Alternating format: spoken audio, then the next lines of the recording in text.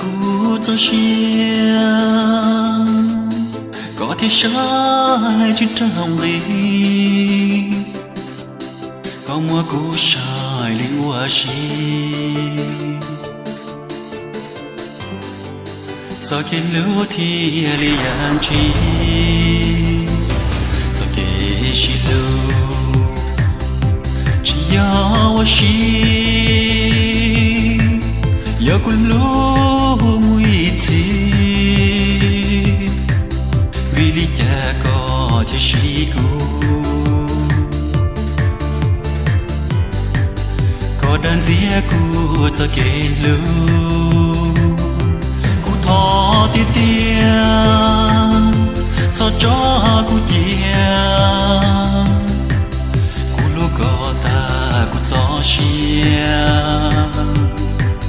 sao chia ý lúc cô thia sao mu đủ chi cô lúc chia qua đi chỉ sân dài có một kia ly nhưng nó chỉ yon yon yo xin dài chỉ nó chỉ tay chi yo chính chỉ con gì lỡ mà mò cù lu sẽ lu lỡ mù rung mò tu nên cũng chờ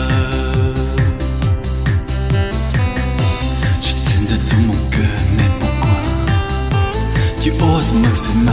mal, c'est terrible. Je t'en prie, ton papa me laisse pas, je n'ai que toi. Je ferai tout ce que tu voudras. Je t'aimerai pour toujours, mon amour. Cô thọ tiết tiền, sao cho cô tiền. Cô lúc có ta, cô cho chia sao chia ý lúc cụ thia sao mu đủ chi cụ lúc chia qua đi chỉ sân dài có một kia ly chỉ linh nó chỉ yon yon yo chỉ linh nó chỉ yon yon yo chỉ linh non chê yon yon yo